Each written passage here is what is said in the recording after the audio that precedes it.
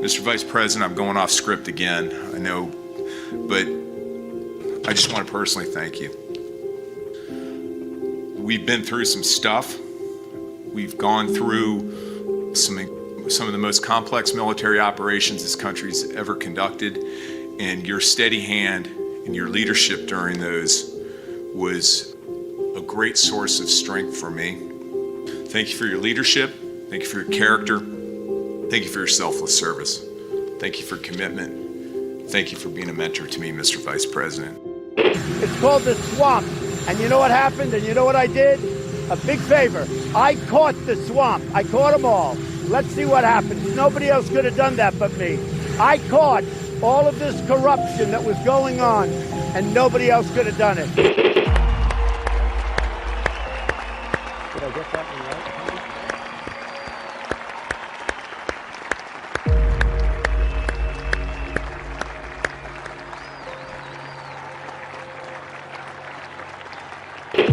Every 4 years, we gather on these steps to carry out the orderly and peaceful transfer of power. Today's ceremony, however, has very special meaning, because today we are not merely transferring power from one administration to another, but we are transferring power from Washington, D.C., and giving it back to you, the people. For too long, a small group in our nation's capital has reaped the rewards of government, while the people have borne the cost. Washington flourished, but the people did not share in its wealth. This American carnage stops right here and stops right now. The forgotten men and women of our country will be forgotten no longer. From this day forward, a new vision will govern our land. From this day forward, it's going to be only America first. This is a president of the United States who is a danger to the republic. America first. He knows he's an illegitimate president. The oath of office I take today is an oath of allegiance to all Americans. The great Trump recovery. America will never be a socialist country. I will fight for you with every breath in my body. Russia, Russian, pro-Russian, Russian, the Russians. Russia. And I will never, ever let you down. A dangerous virus is spreading rapidly in China, and U.S. officials are very worried that it could come here. This is really the worst attack we've ever had. This is worse than Pearl Harbor. This is worse than the World Trade Center. There's never been an attack like this. The time for empty talk is over. Now arrives the hour of action. What they're doing is using COVID to steal an election. Together, we will make America strong again. You know what it's about? Fraud, fake ballots. We will make America wealthy again. They are trying to steal the election. Now, under the leadership of President Trump, we are fully realizing President Kennedy's prescient view of Special Operations Forces. We will make America proud again. And watch, please, those mail-in ballots. We will make America safe again. And in millions and millions of ballots, their vote is under what they thought they needed. They're dumping more ballots in there, okay? And yes, together, we will make America great again. Thank you. God bless you. If we are right about the fraud, Joe Biden can't be president. Congress, the chair declares the joint session dissolved.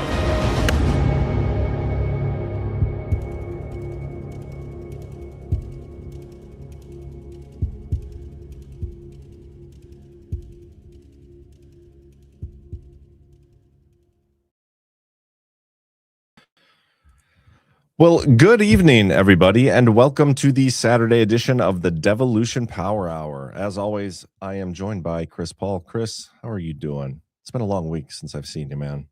It has. It feels so long every time we're apart. Yeah, the distance makes the heart grow fonder or whatever. Totally. Yeah, another fun week though of warfare and true social posts and people on Twitter losing their mind. Not only are we in a war in Iran, but we're also undergoing a mega civil war, I'm told. I've which heard is kind of that. fun to watch. But Yeah. It seems like the MAGA Civil War stuff is being fought between people who aren't MAGA, and that all of American politics is just gossiping between mainstream media figures about whose team they're on. They like divide into teams and then just fight and like say mean things about like one of them. All the ones on their team rush to that person's defense. They pick one person on the other. It's like dodgeball, basically. That's such a good point, though, about none of them actually being mega. Like they're trying to cast other people out of the mega movement from other side who aren't actually also in mega. It's so weird. Yeah. I mean, Tucker's the only one you could even make a plausible argument for. And then it's just the rest of them are all sometimes Trumpers who identify themselves as MAGA for the sake of the 2024 campaign. And they sold that they were MAGA really hard. So now when they turn anti-Trump, which they already were before, it seems like MAGA's abandoning Trump. Well, these people were never MAGA in the first place. Megyn Kelly like spent the week talking about Mark Levin's micro penis. And I remember that she was the person who was, you know, so slighted in the Republican primary debates the first cycle because Trump talked about Rosie O'Donnell. Her bleeding, yes, and Rosie O'Donnell, yes. Oh, that's right, in the period stuff. That's right. Yeah. But now she basically sounds like a liberal feminist talking about Mark Levin's micropenis. Mark Levin might have a micropenis. I don't know.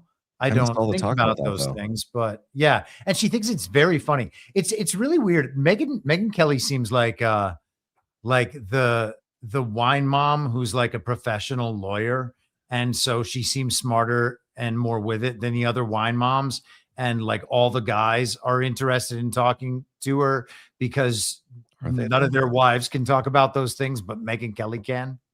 Interesting. That's an interesting way to look at it. I don't know. I wonder if Mark Levin does have a micropenis, so now I can't unthink about that.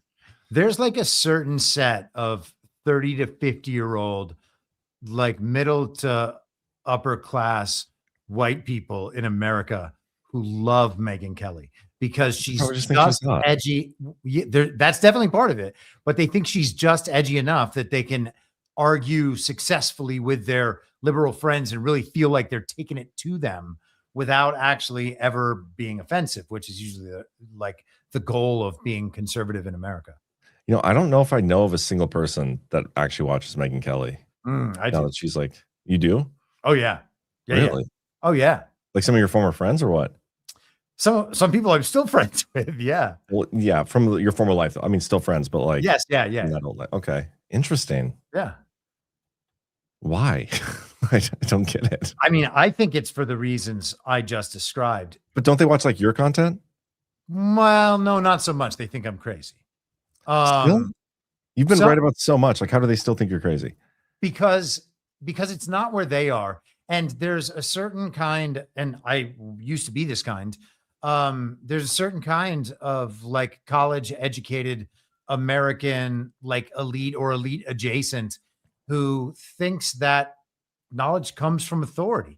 And if the things that I was saying were true, there would be authoritative, official, smart, academic people out there saying all the same things. Yes. Yeah, exactly. Okay. That's the thing. They think that these media figures who like are very cleanly well spoken and do their monologues that they obviously didn't write, like that presents to them as smart and authoritative still. And so if somebody's going to argue with them, they don't think like, oh, actually, I could just be engaging in a class of media that is entirely corrupted. They think there's no way this one guy I know is right, and these 20 people who I've been listening to for the last 5 years are wrong. Yeah, it's just nuts to me. I will say, going into this term of Trump, I was expecting a lot of things to move a lot quicker, from the justice phase to election exposure to other than I was hoping we wouldn't get the hose again, but we repeatedly get the hose, as you say. Yeah. And one of the things I was hoping that we would get instead of the hose is some form of, I don't know, like delegitimization or just these podcasters like you're talking about, the Megyn Kellys. I was hoping they'd maybe be taken down a few pegs, but that has not seemed to happen. No, and I guess now they're just all going to fight with each other. And at the end of the day, they're still selling the underlying claims of the central narrative as true. No. And so there's no escape from their controlled opposition. Some of them are branding themselves as very based and red-pilled about the Jews, and the other side is just protecting the Jews. And it all comes down to that because, people are going to then align with one side or the other. At some point, all of these people in the professional center who are clearly part of a coordinated information campaign, they are going to push all the toxic views off onto the MAGA supporters, and then they will go right back to the mainstream. And that's actually the program. I'm pretty well convinced that's exactly the program that was run in Germany in the 1940s during World War II, and in the 30s leading up to it, I should say. And I think that they're just running that playbook again. And they're gonna. The thing is, man, I don't know. Now we're in a total sidebar. Hey, this is totally cool. Let's keep going. All right. So I was doing these episodes back in 21 or 22 when I first observed these things, and I called it the old switcheroo. And the idea is that they are able to kind of subsume into and I know that Mike Benz used the blob term, but it's a good kind of evocative image for this. But what they need to do, we talked about it a little last week with the controlled opposition. They need to find the more extreme parts of the quote unquote right, and then bring them into that center mass so that they can be used effectively for selling election narratives. And so the center will find ways to ally with these little groups that are a little further out. And, if Nick Fuentes, for instance, is controlled opposition, well, then he goes out and gets the Groypers, brings them into kind of MAGA. So they have this affiliation with the Republican Party, but then Donald Trump gets pushed to the side. And now they have to find their other allies within that thing. They're still with Fuentes, but now there's these other people that are all about that side of the Jew issue. And so they go with Candace Owens and blah, blah, blah. And they continue to set things up that way. They want to take on the identity, bring them in, conflate the two things so the ideas are the same. And then they will figure out ways to push all of the bad side of that belief system back onto that extreme fringe, marginalize them again. They'll take on the good identity and move it back to the center. So all the while protecting the fraudulent election system because 100%. they're all excuses for losing the midterms. And Fuentes is like really hardcore, like voting Democrat now, Oh yeah. I just saw that the other day. Yeah, of course. Yeah. So that's the idea. They conflate the identities and then they remove themselves, taking the good part of the MAGA identity. For instance, we are the new carriers of the MAGA banner. Like it's what MTG tried to do. And people can say whatever they want about MTG. Some people like her. Some people think it's kayfabe, whatever it is. I don't care.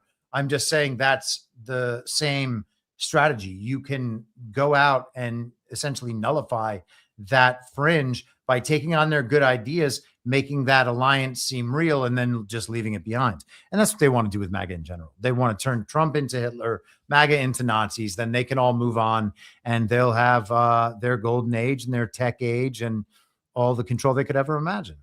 Wow. Yeah. Interesting. And we are definitely seeing that play out right now. So gonna be fun to watch. Like, because if Trump's gonna navigate his way around that and through that, how does he do so? I mean, we're heading into the midterms, like those are coming at some point, and we're still waiting on the election fraud exposure and all those things. What's Trump's end game with them, in your opinion? I mean, well, what I hope it is that he is intentionally diverting things away from those media figures and removing what the core of their power is, which is that controlled opposition dynamic. They always have people to play off against, and then they always have their own team side of things, where they can go on each other's shows, talk each other up, defend one another, make the conversation all about them, make it so that they seem like the vanguard of every important American issue. And so when they have regained everybody's trust, they can just simply say, no, Trump is actually the bad guy, and move him off and successfully go right back on to the main path. I mean, Laura Loomer, for as crazy as she seems to be about a lot of things, and the militant Zionism is just so over the top. She mentioned Red Seat Ventures today in one of her posts, which is like Tucker Carlson and Megyn Kelly and Brian Kilmeade and Will Cain and Jesse Kelly and that Brett Cooper chick and all these other people. And that's all this like independent podcaster network that is just right back under the Murdoch thing. And so, you know, it's just the rebranding of the mainstream media is independent. She pointed that out, but that really is how those media operations work. They all inflate one another. Yeah. It's interesting. I mean, that was kind of the goal of like Badlands in a sense, you know, like one network inflates everybody. We don't quite have the funding they all do, unfortunately.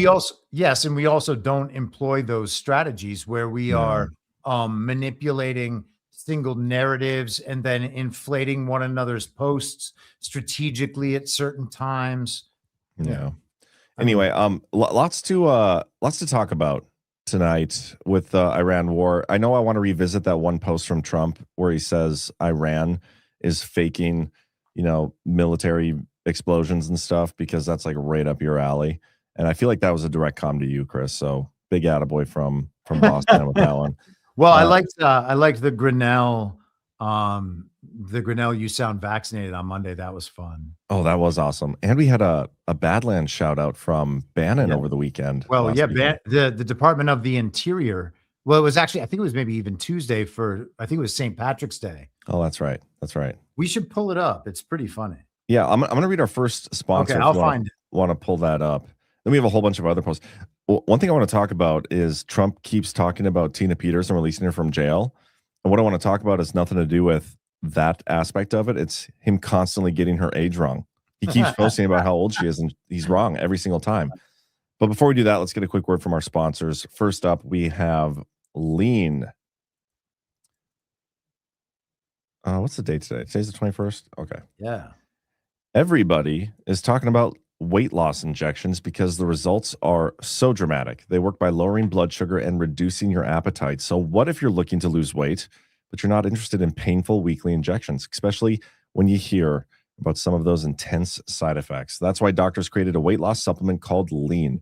The results are truly remarkable. The studied ingredients in Lean have been shown to lower your blood sugar, burn fat by converting it into energy, and curb your appetite and cravings so you're not as hungry. But listen, Lean is not for the casual dieter with a few pounds to lose. The doctors at Brickhouse Nutrition created Lean for frustrated dieters with 10 or more pounds to lose.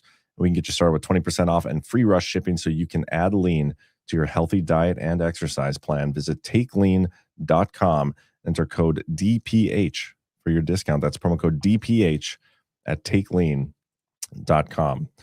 And real quick, I want to play our GART promo because we got that coming up. Very excited about it. We're like 3 weeks away. Yeah, I saw Ty in the chat. He left us a rant for $5 saying 3 weeks from tonight is one of the coolest things about in-person GART. DPH Live. GART fever is real. Also 17 days and a wake up. We'll be in Nashville. It's got to be a calm. And I agree. It probably is a calm. Nailed it. Nailed it. Get your GART tickets, guys. Patriots, the fight for truth doesn't stop at the screen. It's hitting the road again. Badlands Media is rolling into Nashville on April 9th through 12th for the next stop on the Great American Restoration Tour. Join your favorite Badlands hosts and like-minded Americans for 3 powerful days. Packed with unfiltered discussions, deep dive panels, and real debate. Hear the raw truth, ask the tough questions. No topic too hot, no question too bold. GART is where our community comes alive. Tickets are on sale now at badlandsmedia.tv/GART, where you can also grab a virtual pass and watch from home. Join us to question narratives and fight for America's future. Nashville's calling. The restoration continues. Get your passes today. See you in Music City.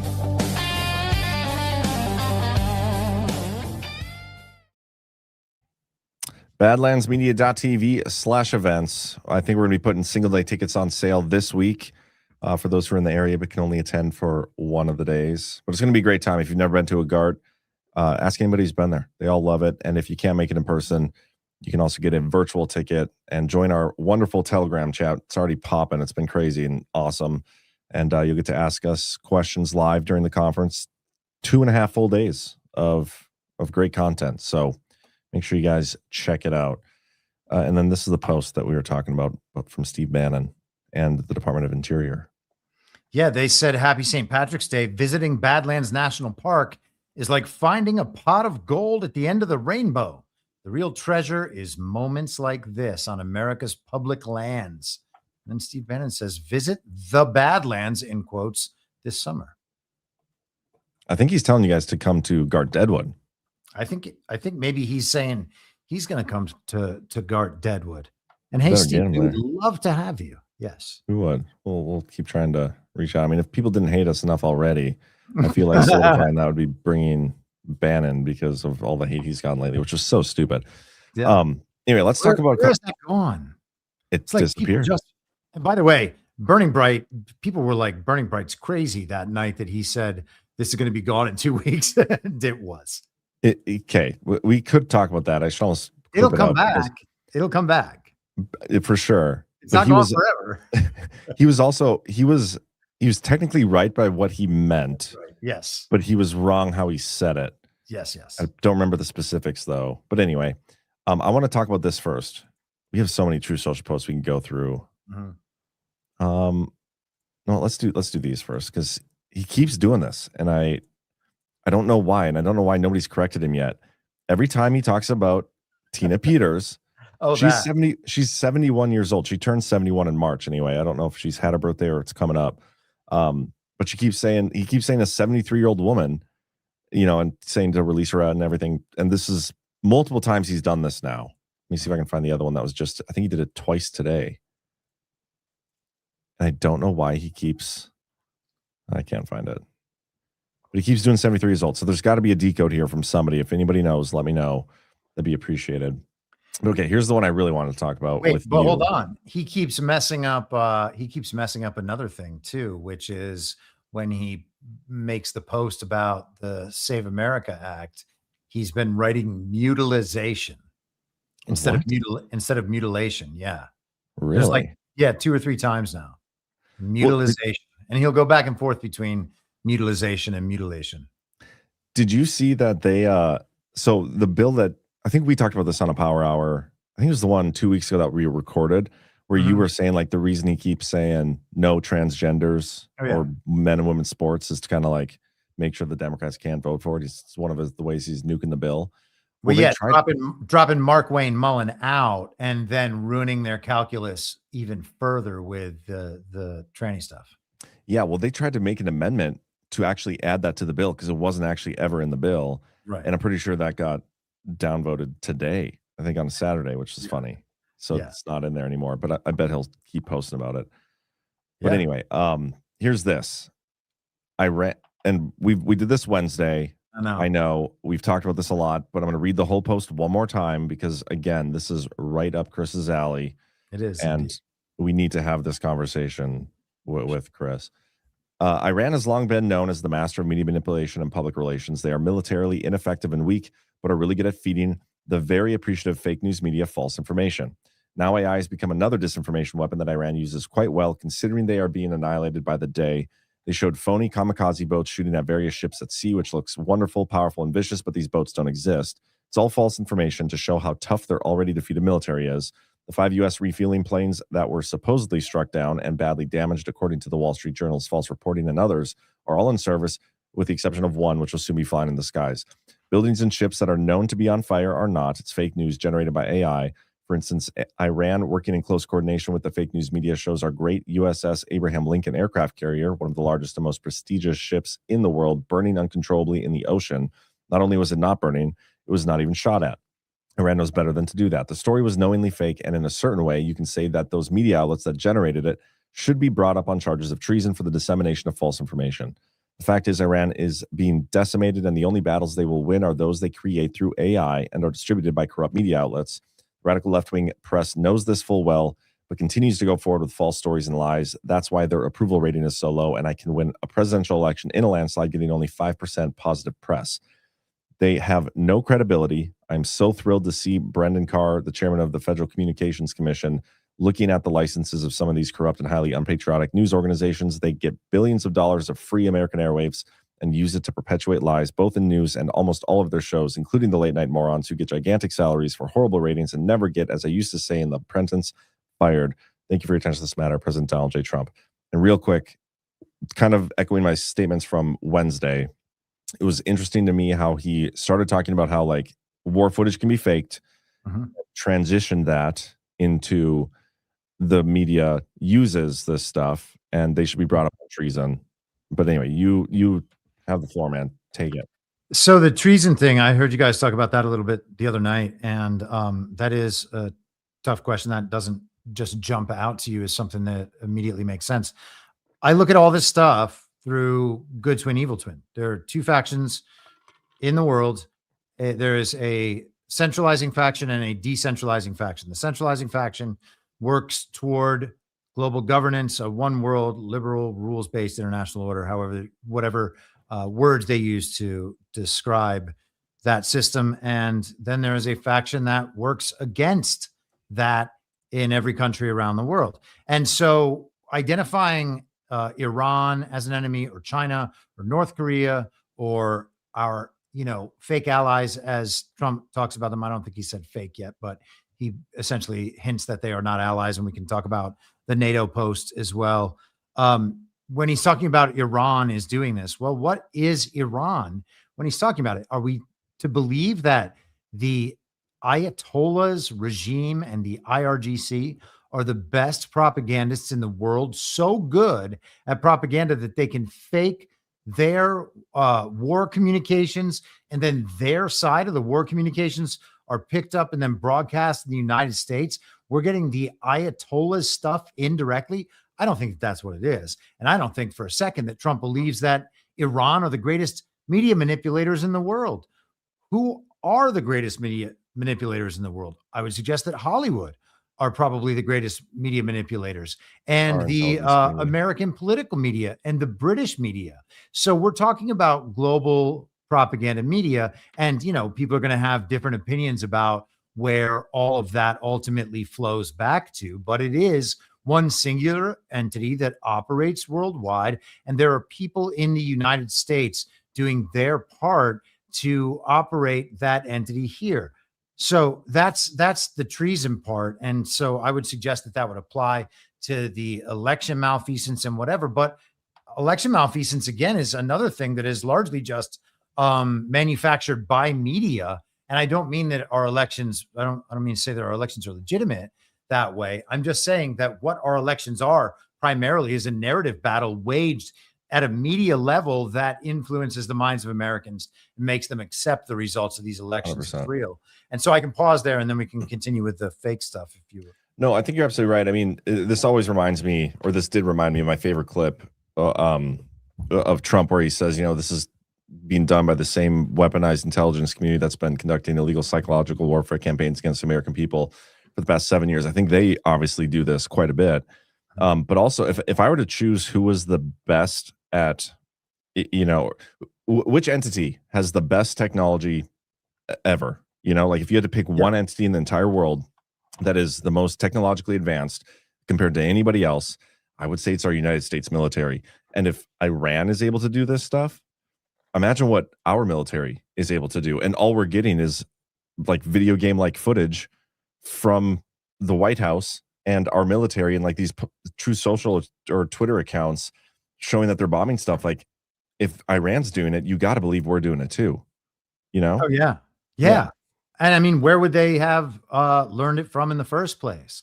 The idea that wars can be broadcast, that fake events in wars can be broadcast and believed by people as real, and that Trump is worried that our media is doing that and convincing the American citizens about war events that just never happened, well, that's a pretty big revelation.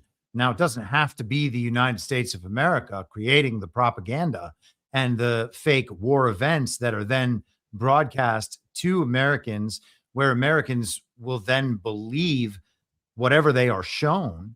It doesn't have to be an American operation to confuse the American people. But what difference does it make, honestly? Yeah.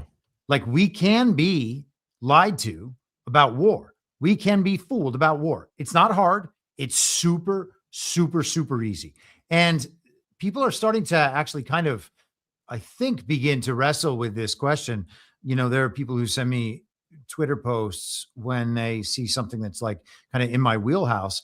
And my pal Esther sent me a Mike Cernovich post where he's talking about kind of some of this stuff, not really realizing the full scope of it, as you know, you would expect from him. But people Do we are starting expect that to from him? think, I think so. Yeah. I mean, I do. Do you? Joe Kent, he's the guy who said Joe Kent and Tucker Carlson are going to be on the presidential ticket in 2028, and well, because I mean, white, good-looking, in-shape white dudes are. I don't remember. I'm totally butchering this paraphrasing, but I just remember thinking that's kind of retarded. yeah, it could be Cernovich. retarded. I mean, there's definitely something with that grouping of people when you start talking about the control systems behind them. I think that there's That's fair. probably a connective tissue between Joe Kent and Tulsi Gabbard and J.D. Vance and Tucker Carlson, and that goes up to that Teal thing and the Rockbridge Network and some of these other organizations trying to build out the quote unquote tech right, which isn't actually on the right, but that's going to be the Trump replacement after they usher him off stage in 2028 or whatever. But yeah, the idea that that war events can be faked is something that I think is pretty disturbing. And I think that people's being disturbed by it is what makes them so angry when someone like me brings it up. But, you know, we're trying to figure out how to operate in this space and operate in our world and do things in a way that's more responsible than the ways we've been doing them, the ways that got us here. You know, it's not like just some powerful entity began taking advantage of us all the time and we're unable to stop.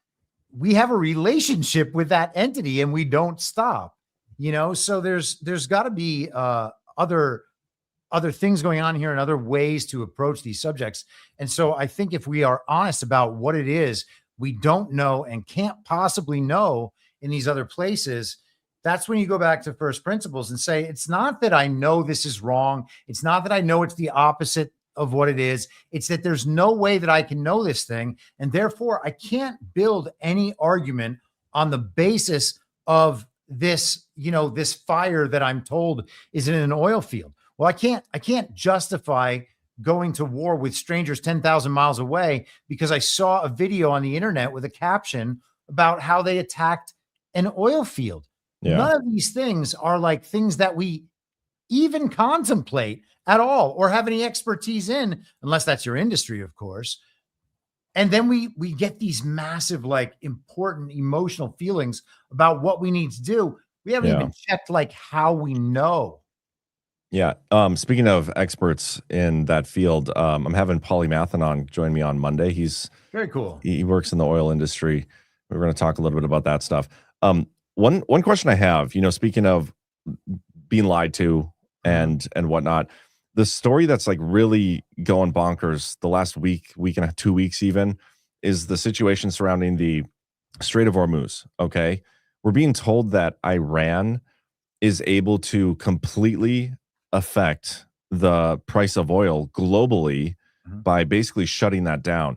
And my question is, like, the story we're being told about who Iran is as like these terrorists, these evil people that want to destroy the world and everything, then how come they haven't been shutting down the oil trade through the Strait of Hormuz prior to this conflict?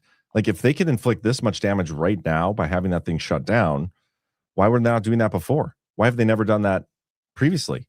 Like, we're told that the reason the oil prices are shooting up to, I don't even know what they're at right now, but it's because Iran is not allowing any of these boats to go through the Strait of Hormuz. And Trump is telling everybody we need to come and even though we already won the war and we don't need any of your help at all, you guys all need to come to the Strait of Hormuz and keep this thing safe so that these boats can come through. And then we took away sanctions off of the Iranian oil sitting in the boats there. Just that was like 2 days ago. There's just this weird story around this that doesn't make sense with who we're being told Iran is previously. And I'm curious what your thoughts are on that. Well, I think you're right about all that. The night 3 weeks ago that we came on this show, having this Iran war event start that morning, I think that the case I was making is what this is a rerouting of resources and energy trade and the rest of it, a part of the Great Reset or a thwarting of the Great Reset. Like, I'm totally happy to take the optimistic view on these things, but none of this stuff just happened as the result of a war. And then we're getting war narratives to explain away different layers of this story as the kind of the narrative pillars of forever wars are all being knocked out, right? If you think about this as a long-term information war and narrative warfare, there are a bunch of narratives that have been set up for a very long time that can be deployed whenever they want, that will get people to want war immediately. They gave us a pandemic narrative in 2020, very little of which, and maybe very little of which turned out to be true. Maybe the entire thing was totally false the entire time. And we went for it hook, line, and sinker and let it dominate our lives for multiple years. People still wear masks. Exactly. And so it is entirely possible to convince us of absolute bullshit and make us completely change our lives. And then in the ways that we change our lives, our interactions with the world change, and we then change the world in that manner. And so why wouldn't they just keep doing that over and over and over again while they complete the steps in the Great Reset? They're going to take all of these different aspects of the system that controls the world, bottom them out, make people want something different, and then they're going to present the different option. And everybody's going to say, oh, that fixes all the problems that we discovered with the old system. And they're like, yes, just like we designed this. We can see that happening. All right. We don't need to lie that is still ongoing. It's good that there's a path out of that. I think we should take that path. That path is dependent on all of us recognizing the path and then choosing to take it, or we can go along for the ride still and end up in that kind of post-Trump era that I was just talking about. I mean, that's clearly what the other side of the controlled opposition, like we have the Great Reset. We think that's all about the Green New Deal and all of these like global liberals, progressive, woke-minded people. But there's a controlled opposition to that is pursuing the Great Reset in every bit the same way, just under different branding. And that's what we saw combine with the MAGA movement in the pre-election period of 2024. And then, of course, those people want to take all the credit for all the good things that were done right after the administration began. Yeah, and they're trying to set themselves up to be what takes over after Trump. Right now, they're framing JD Vance as the peace president. Like he's the one person in the administration. We called this. And Tulsi. Yep, him and Tulsi. We called this that they're the ones being set up as like the voices of reason who are against this conflict. Yep. Which is pretty interesting. But I want to show you these two posts real quick. These are back to back, maybe not time wise, about an hour apart. The United States has blown Iran off the map, and yet their lightweight analyst David Sanger says that I haven't met my own goals. Yes, I have, and weeks ahead of schedule. Their leadership is gone. Their Navy and Air Force are dead. They have absolutely no defense, and they want to make a deal. I don't. We are weeks ahead of schedule, just like their incompetent election coverage of me. The failing New York Times always gets it wrong, President Donald J. Trump. It is interesting that he is not only saying like all these things, which he'll later contradict, but the fact that he's like, they want to make a deal, but I don't. Like that's, for me personally, and I know this is a psyop, but just I'm trying to put myself in the shoes of a normie. Like your president is telling you that we can end this conflict right now if we wanted to, but I don't want to. I want to keep bombing. I want to keep bombing the shit out of these people. That's a weird thing to say, But again, we know he's like playing these psyops. But then right after that post, he does this one. if Iran doesn't fully open without threat the Strait of Hormuz within 48 hours from this exact point in time, the United States of America will hit and obliterate their various power plants, starting with the biggest one first. Thank you for your attention to this matter, President Donald J. Trump. So this is the Strait of Hormuz thing, like I was just alluding to. But the messaging from Trump, as we keep saying, is he's carpet bombing the entire spectrum of the narrative. He's all over the place. And these are just a couple examples. And I have more too, but if you have anything you want to comment on. Did you see Scott Bessent talking about the Strait of Hormuz this week and talking about how Iran ships from Iran were getting out to India and to China, and according to Bessent, well, obviously now we know that they never mined the Strait of Hormuz because all of these ships are still passing through. It's my understanding that the ship transit is greatly reduced, but not actually shut down. Like certain ships are getting through and other ships are not getting through. And again, I would suggest through good twin, evil twin, we have two competing factions, and we can just use the shorthand of sovereign alliance on the one side, but think of that as the good twin, the decentralizing faction versus the top-down controlled economy. So if the top-down controlled economy has had their system operating and they are the bulk of the transit through the Strait of Hormuz, and they are shut down while the sovereign alliance side of things is still allowed to move, to have safe passage through there to get their resources out. Well, when we're talking about the actual war that's happening, it makes total sense that the enemy in that war is frozen in place while the allies in that war are still allowed transit. So I don't find this stuff all that weird, and like strategically, I mean. And then when Bessent talks about the strait being totally passable and business occurring, and then we hear about the ability for the Iranian oil that is already offshore in various ships or whatever. That's, I guess, what the sanctions were removed from. It's not like all of Iranian oil, but anyway, if this is the clip, I can pause there and we can go through this. I think this is the clip. Well, let's pull that apart. So we are seeing more and more the fuel ships start to go through. The Iranian ships have been getting out already, and we've let that happen to supply the rest of the world. We've seen Indian ships go out now. So the Indians, who rely very heavily on Gulf oil, we believe some Chinese ships have gone out. So that should start ramping up before there are any the flotillas or protective armadas in the Gulf. So we think that there will be a natural opening that the Iranians are letting out, and for now we're fine with that. We want the world to be well supplied. The other thing that we did, we gave a 30-day waiver for Russian oil that was already on the water. Well, I think he meant Iranian oil, but maybe Russian. Yeah, I thought it was Iranian too, because like everybody's freaking out. Like, why are we taking the sanctions off of Iranian oil? Doesn't that only help Iran?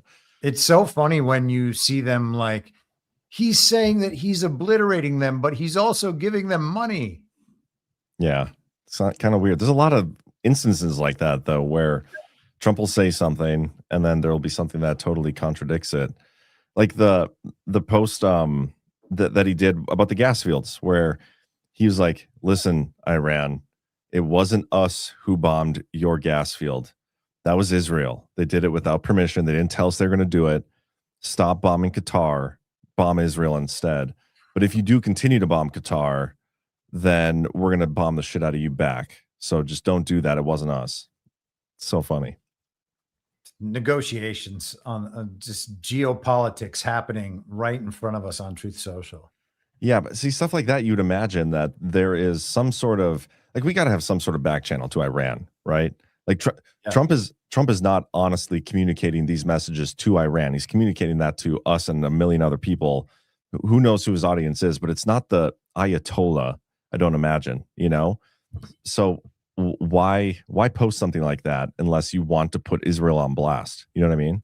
Yeah. I mean, if he is so talking about the good twin, evil twin, when he's saying that Iran is doing something terrible, if that term Iran is kind of a catch-all for the global entities involved in the Iran situation on the other side, some of these statements take on different meanings. And a lot of the time, I just think he's straight up talking to the enemy, and that we can see them get really, really angry at the things he says. It's like, who's the enemy? Well, you got a pretty good indication right there that the people who occasionally, even if they say nice things about Trump sometimes, the ones who are going to jump up in anger and virtue signal to their in-group every time Trump like defies one of their personal preferences, maybe that's a good place to start.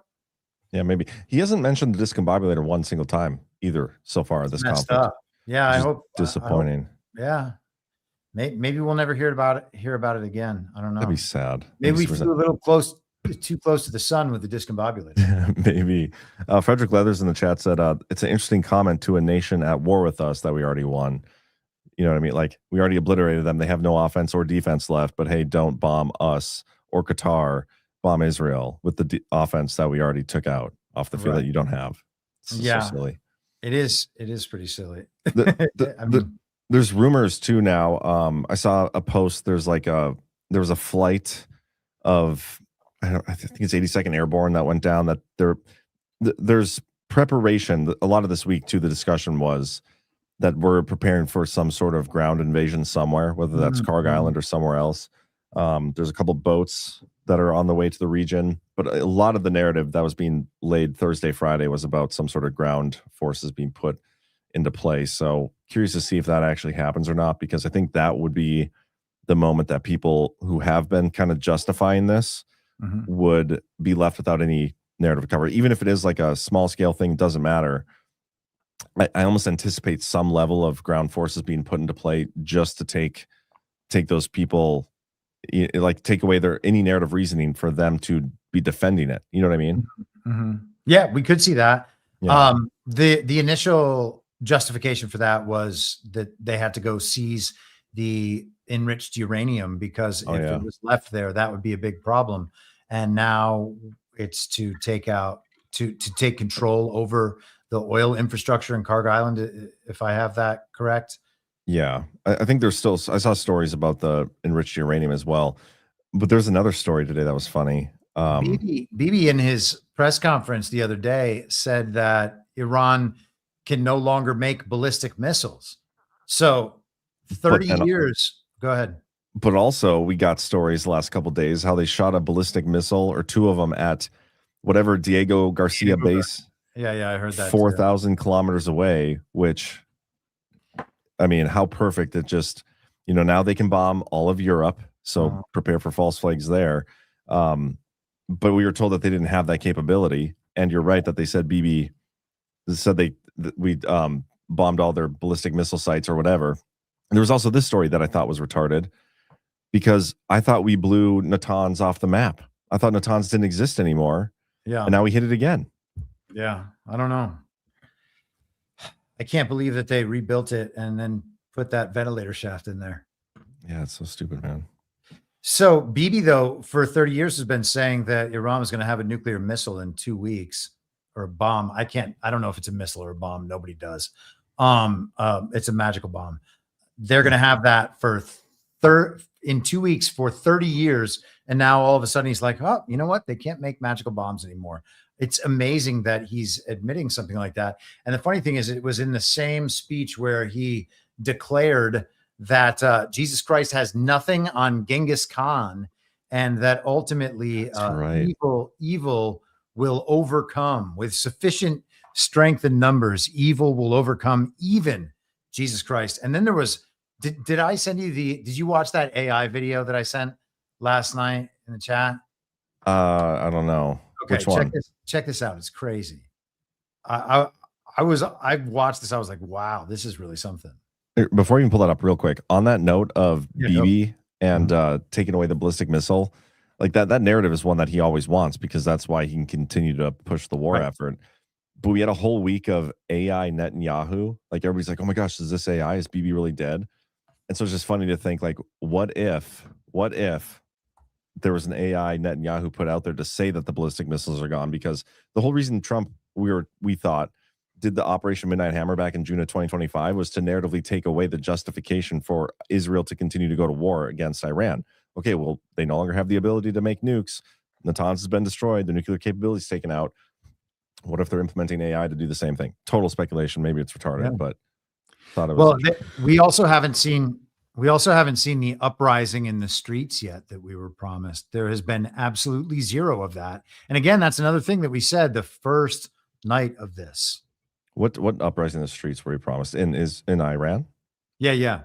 Oh yeah, right at the beginning when Trump was like, it's your turn now. Just stay indoors, but also go out and take your government back. Exactly. Okay, go ahead and press play on this.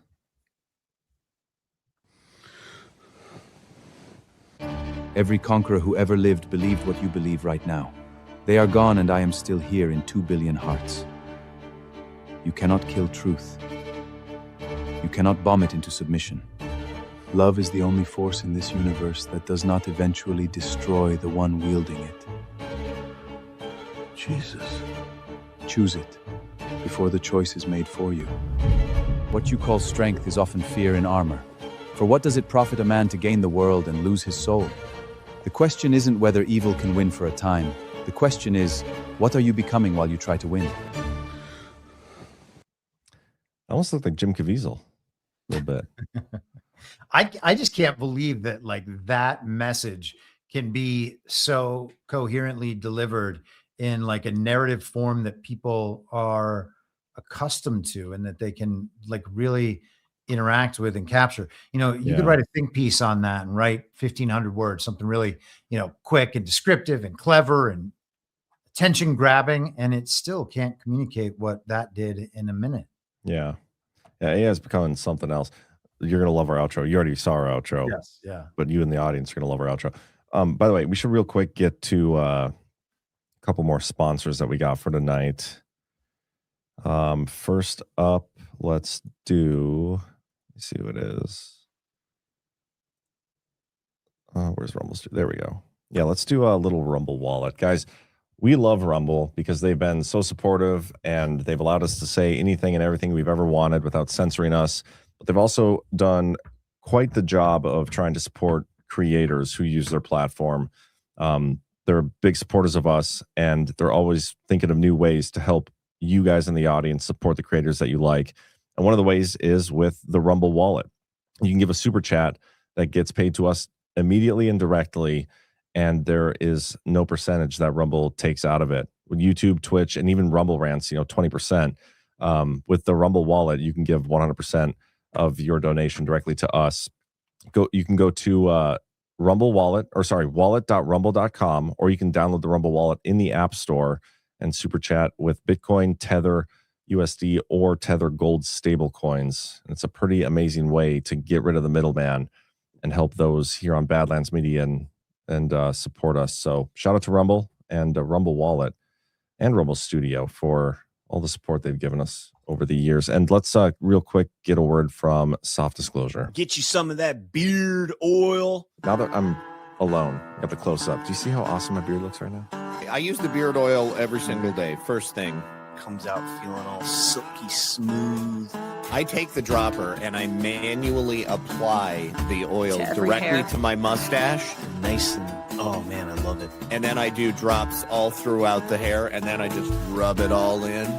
And then I top it off with the tallow stick on the face. Dude, I feel like I have to grow a beard just to try this beard oil. It sounds Do it, Jay. amazing.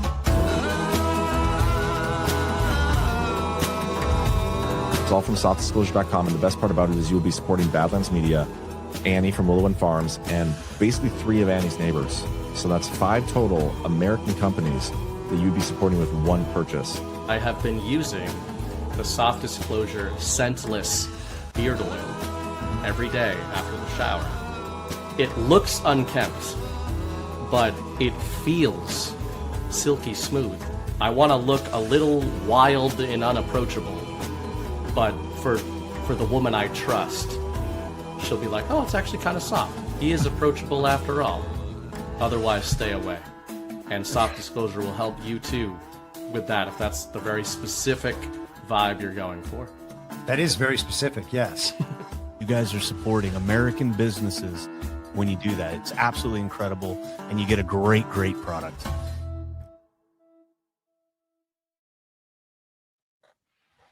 Softdisclosure.com. I can't wait to see what our next commercial is going to be when Green Star's done with it. But yeah, guys, the beer brush still got them, still rolling. So go check them out. What do you want to get to next? We can talk about Trump's Mueller post. Oh yeah, everybody's losing their mind over that. Let's do it. Let me pull it up. A lot of his posts up. He didn't delete that, did he? No. Never. I could not imagine. That would suck. I don't think he did. I was looking at posts from 5 days ago. Did you see he posted this? This is great. The early days of Mar-a-Lago. Yes, sir. Hell yeah. Okay, let's see. This morning. Here we go. Yeah, so Robert Mueller just died. Good. I'm glad he's dead. He can no longer hurt innocent people. President Donald J. Trump. And I will say, for me personally, it's kind of a shame that he died not in a prison cell. Like, that dude deserved to be in a prison cell based on the information at least we knew. But yeah, everybody's losing their mind over this. All the people that love Trump think it's hilarious. I think it's hilarious. All the people that hate Trump think it's the most distasteful thing of all time. And I swear to God, there was another post like this. I was telling you this before the show. I can't remember what it is, but there was something that happened recently. Maybe it was somebody who died a couple months ago or 6 months ago or something. And he had a similar post like this. And I feel like we're living through Lala. Like we're watching the same op play out again with all the same people hating on him for him being not politically correct, which is so stupid. None of Trump's base voted for him because he's expected to be politically correct. It's so stupid. I think that he kind of did a sort of similar thing, like in a narrative move sense with the Jesse Jackson thing a couple of weeks ago. I don't know what the media has planned and what the establishment has planned in terms of like a Robert Mueller death thing. You would think that they would do some retrospectives and have some characters from the deep state coming on their cable shows to talk about how wonderful a man Robert Mueller was, and then get into some of the Russiagate and the rest of it, probably to sell it as Trump bad again. And posts like this make it impossible for that sort of thing to be taken seriously. It's also really funny that the people you're talking about who have been who are getting mad at him for this have been, by and large, praising him relentlessly for how much he's been helping Israel. And there's a lot of crossover in that part of the establishment. And it's just funny to watch them go back and forth between vehemently anti-Trump and just glowingly pro-Trump in the span of hours back and forth. Yeah, this is the post. It was Rob Reiner. Oh, there you go. When he was basically killed by his Trump derangement syndrome, even though it was like his son murdering the shit out of him. But yeah, everybody like freaked out about this one as well. And thank you, Chad, for pointing that out. But yeah, it's you're absolutely right. And this is what he does. Anytime somebody was hated on him or been disrespectful to him or gone after him or whatever, if something happens and they happen to pass away, he does not hold back. That just kind of is what it is. Yeah. It really does change the discussion, though, and that's the kind of power that Trump has with his, the megaphone that he has, the support base he has, the control over social media platform. Like, he is going to dictate the conversation all the time, whenever he chooses to. And so whatever the response to the Mueller death announcement would have been, now it's the thing that Trump wants it to be. Which is the Russiagate stuff, which is interesting. I mean, that's why Trump hates him, right? The Russiagate stuff. It's interesting. Well, he also, wasn't he also partially responsible for going after Jared Kushner's dad? Yeah. I mean, there's a whole host of things. He was put into office, I think, a week before 9/11. Like, there's connections there. There's connections all over the place. The dude was a bad apple. But I think it's more interesting. Like, we went 6 months or something without any news, really, from the Rico Grande situation. I think the one thing we had a couple months ago was John Brennan getting a subpoena. We just got word this week that James Comey was getting subpoenaed. I think I have that story somewhere. Yeah. So this is an update. And so I think the timing is interesting. We always joke about, and none of these people actually died. They just go to WITSEC. WITSEC gained another angel today. I don't think I don't think that's true, obviously, but it is interesting that we got this news coming out, and then Mueller dies. Trump posts about it, and Mueller's balls deep in the Russiagate stuff. So you're right. I mean, him dictating the conversation, it's what he does. He's the lightning rod, as you say. Mm-hmm. You're spot on. Yeah, Comey. And this shit better not be a rug. The Rico Grande stuff. Like, probably though, you know. Yeah, probably. The thing is, man, people are like, well, that's blackpilling and dooming. You're saying it's going to be a rug. Why is that blackpilling and dooming? I'm saying we are getting hit with this information thing. We already know this. You want other normies to know it. And if like the story doesn't come to full fruition, they're just going to tell you you're full of shit again and not believe it. And that's what people want to avoid. And I totally understand that. Like, I really used to be in that space where I was trying to convince these people. I had told them over and over again all the stuff I knew about the thing. I wanted the television and all the official people to confirm to my friends all the things that I had said. And then somebody's like, well, that's never going to happen. Well, that's very disappointing, and I understand that. But like, that can't be the goal, can it? Like, are we really doing all of this just so that the TV will someday tell our friends and family that we were right the whole time? And if that's the end goal, what the fuck are we doing? You're spot on, man. I mean, it would feel nice to be able to say that to my friends and family that I was right. I'm not going to lie, but that's not why I'm doing this, you know? But the funny thing is that a lot of them will silently already know that we're right and then not want to say it because we keep trying to shove this bullshit down their throats. That's so true. And then once it, like, if we ever do get confirmation, none of those people are actually going to want to talk to you. Like, they're not going to give you the opportunity to be like, see, I told you so. Yeah. Yeah. But it's between that and it's this rug and the election rug. It's not even like, it's not even about being able to tell people, you know, I told you so. For me, it's really about if we don't get some semblance of justice for this bullshit, like how do we move forward? How can we move forward? Maybe the point is not to be able to move forward, which I can totally be down for that conversation. But between this and the election stuff, if we don't get those things, I don't even care about the exposure. Like, we can put that aside. I just want that shit fixed so it can't happen again. And I think the exposure goes hand in hand with those. But man, I don't know.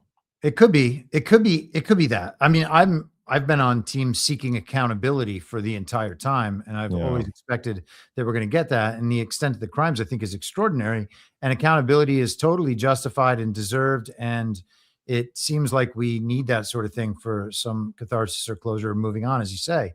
But there's also just, you know, we should be doing the right things in our lives individually, and then trying to do those things in our communities. And if we were doing that, I think that the bottom up pressure would maybe cause some more of that accountability as things scale. We have no real access to affect the federal government except for withdrawing our consent.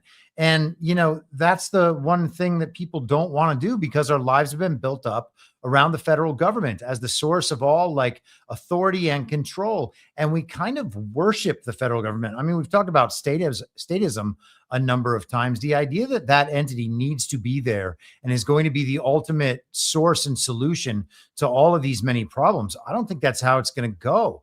I don't even know what mechanism they would be using or who they could possibly prosecute, because they're all equally guilty. I mean, they're operating an illegitimate government and telling like tens or hundreds of millions of people how to live. And all those people are just going along with it because it's the only thing we've ever known. Like, if we're not going to apply some principles in our own lives and start like living by choice according to those principles and then applying them when we get into groups, rather than like trying to access public power because our company needs to get permitting for a building we want to build. You know what I mean? Like people will access that system of power and use it to their own benefit because there are things that they want. Well, every time you do that, you're like trading favors with that system of power. So it gives you some strength, you give it some strength. And like, if we want to take the strength away from the system, we have to stop giving ours to it. Yeah. Well, I think it was John Adams who said public virtue cannot exist without private virtue.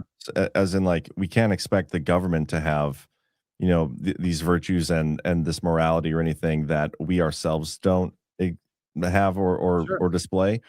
And I think that's kind of in line with what you're saying. At least that's what it made me think of. Like, if we don't do it in our own lives, how can we expect the government to do it? And I think you're right. Like, and a lot of this is from the cultural degradation that our society has gone through. Like, it's purposeful. We've gotten so morally bankrupt as a society, generally, not everybody, but generally, that our government is representing that. The public infrastructure that we have here in this country is representative of that. And it's just sad and unfortunate. And we've had this conversation so many times that, you know, maybe we're just at that point where we need to wipe the slate clean and start over somehow.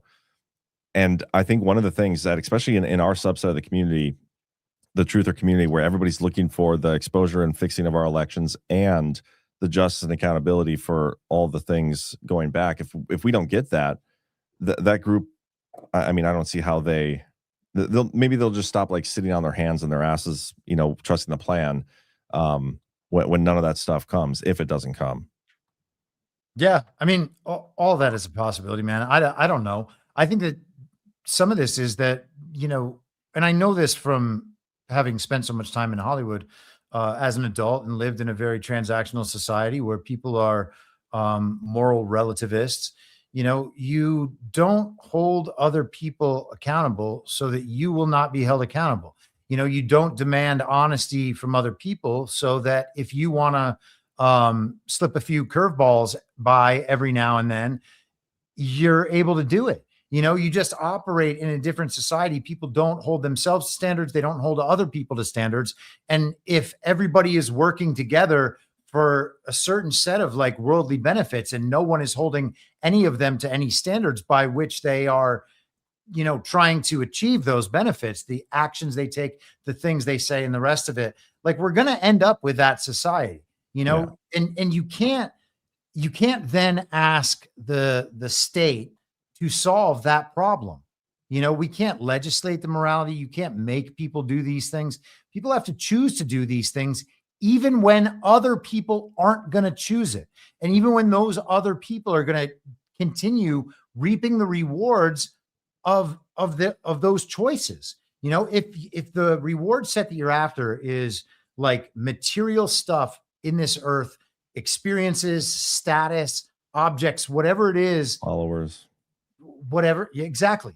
Whatever it is that you are seeking, you know, you have to like let those things go if you want to like live a more principled and moral life. And it means that you're going to see some of the people you used to be competing with excel in those areas.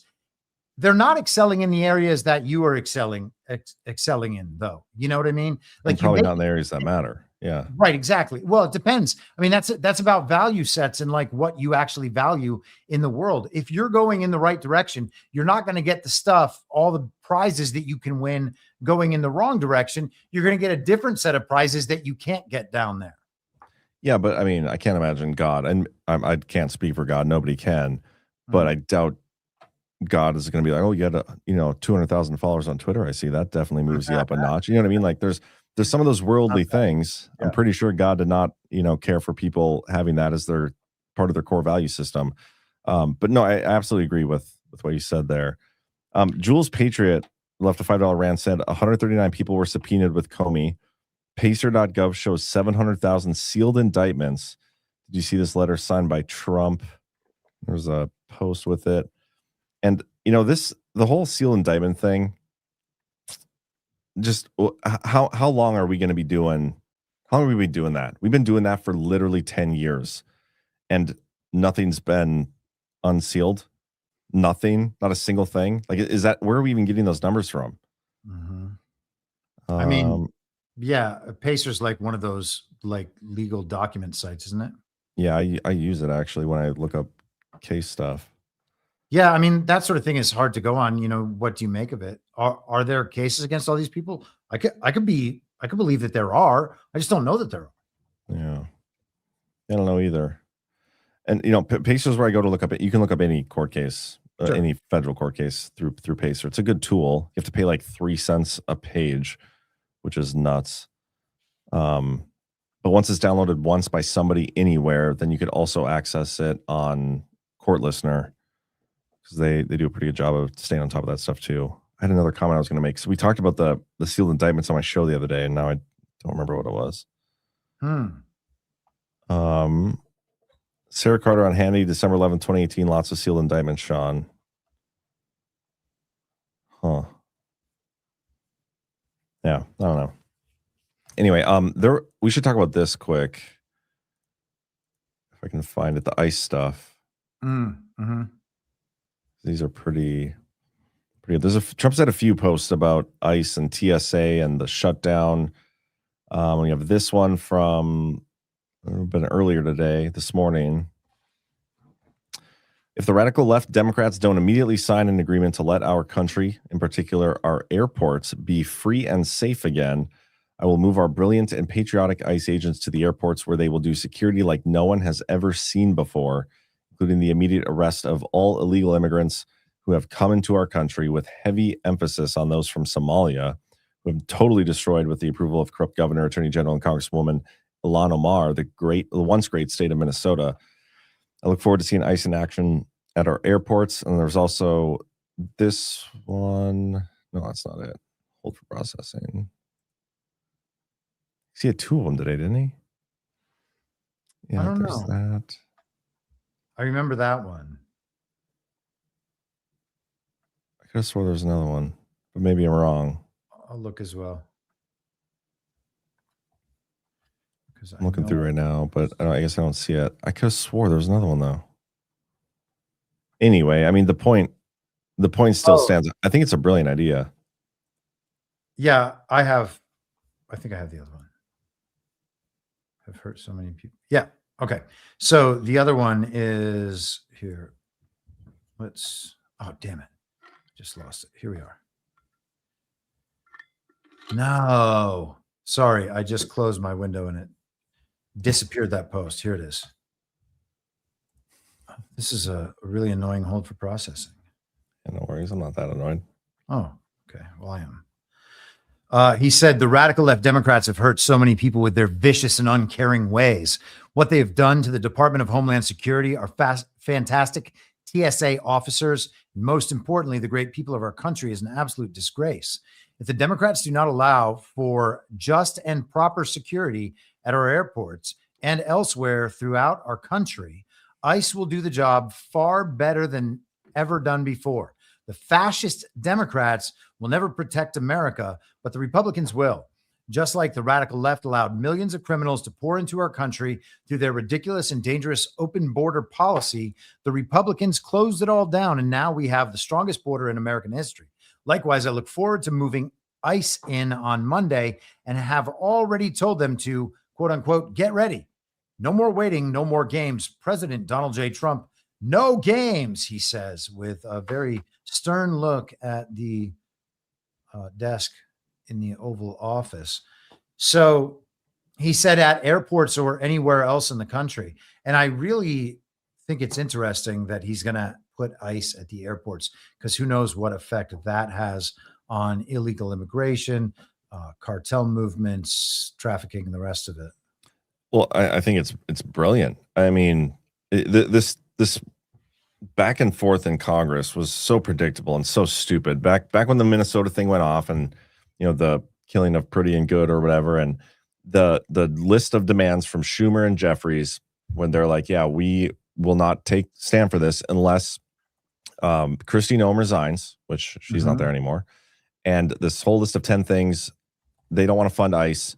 when they separated out the ICE or the DHS funding from the rest of the bill, it was game. I was like, they're never going to vote to refund this thing. Like, what are the Republicans doing, unless they're clearly uniparty on board, all that shit.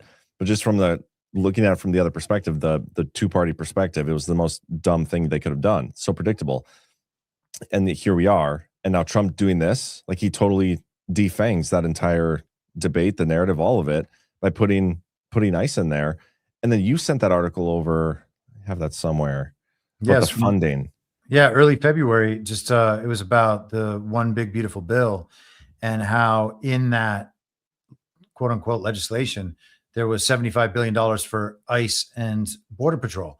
And so, you know, one of the first things we were saying about all of this, I don't know, when it was 6 weeks ago or so, whenever it was that I think we were talking about hoping that DHS would just never come back, and that the agencies under DHS that were necessary could be moved to other parts of the government for however long they are necessary. But so ICE and Border Patrol are funded. ICE could go take over the airport security. That doesn't sound bad at this point. But the truth is, they should just be scaling that back.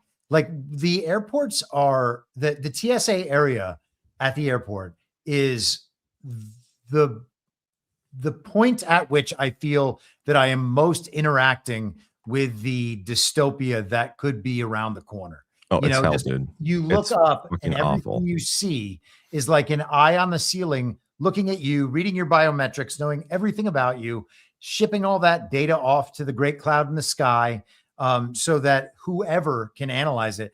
And the concern I have with this, to the extent I'm concerned with it, like, I want TSA to go away. I want DHS to go away. I want most of the federal government to go away. But I want that to be replaced with humans, not with technology. And it seems like this is one of those places that we could easily have, like, be out of the frying pan and into the fire when it comes to that. You know, when we were coming back from Minnesota or Florida a couple weeks ago, we were going through TSA at the Florida airport, and it was super early in the morning, so there weren't many people there. And we get in to the line, right? Like, we don't have the TSA pre-check, and we started zigging and zagging and zigging and zagging and like, just back and forth in this empty room when there was no line. But they had the thing set up, and we had to go through there. It's so annoying. It's a fucking humiliation ritual. Yeah, it is. It's so, every part of the airport is like that.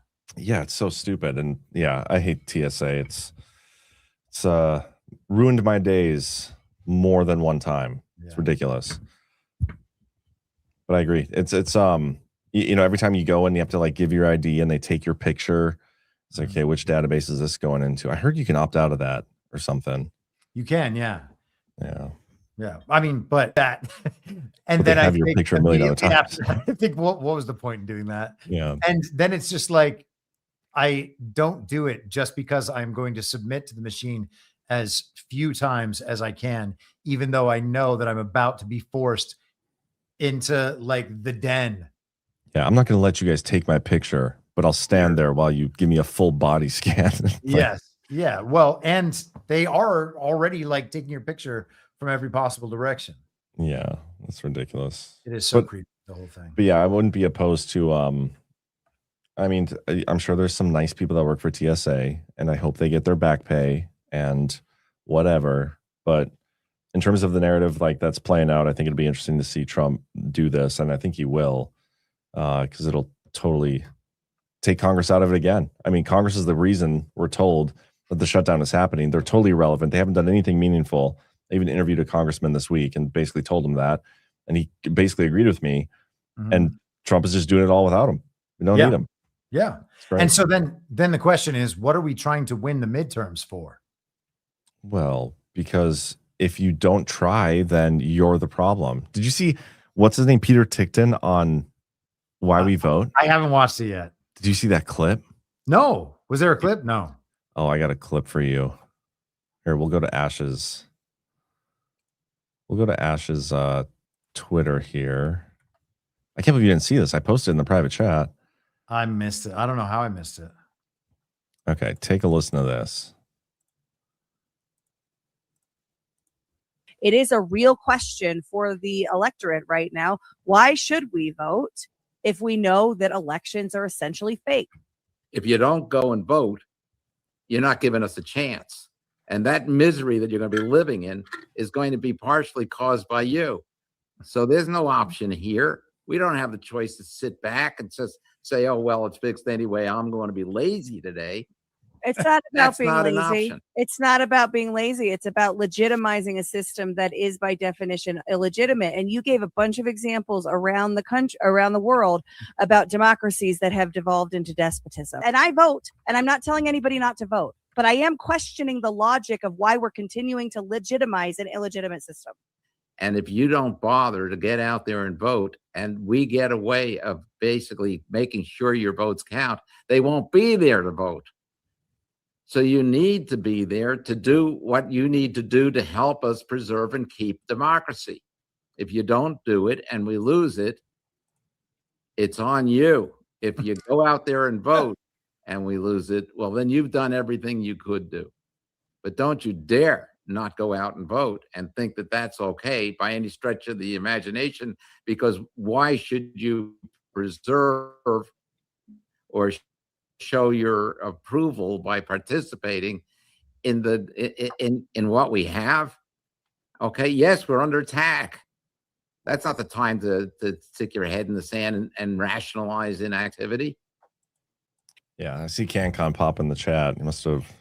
His ears must have been burning. But I do encourage everybody to go watch that interview on why we vote. It was an interesting one, to say the least. But it seems like he's never been asked that question and maybe hasn't really thought about it. Well, that's the thing. Nobody's having that conversation except us. I don't think a single group out there is having that conversation, and they should be. You know why that is? Because all of the social incentives are set up against having that conversation, and all the financial incentives are set up against having that conversation. And unfortunately, most of the people who have these conversations are concerned primarily, if not only, with the social and financial incentives around avoiding that conversation. Yeah. And MZ Mauser here. This is the point. We aren't saying not to vote. Ash asked an important question. Yeah. And even listening to that, like, I think Peter Tickton, he's obviously a smart guy. Sure. But that answer, like, he didn't answer the question. Yeah. He didn't give a good answer. People can't imagine solutions outside of the system. And so what they do is seek solutions inside the system, which requires accessing the system's power, and the access of the system's power increases and legitimizes the system's power. Okay. I don't know how much clearer to make it than that. There is no way to trick the system into doing what you want it to do when it is designed to make sure it doesn't do that. Yeah. It's ridiculous. But yeah, go watch that interview, guys. This conversation's not going away. Oh, I see Drake in the chat too.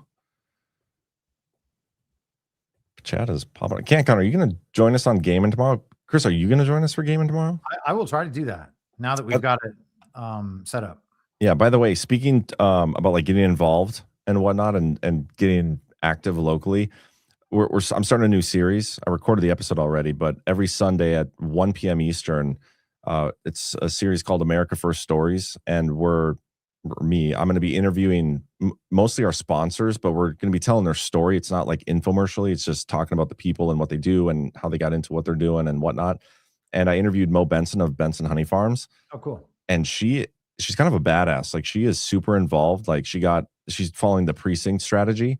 She started in her local community and she's worked her way up, and she's like the vice chair of the Republican Party in Nebraska now. And like, she's connected to the senators and Congress people, like, and she's making changes. She knows what she's doing. So I'd encourage you guys to watch that interview. Not only will you learn a lot about the honey industry, which is fascinating in and of itself, but we'll talk a lot about the precinct strategy, which is, I think, the way to go.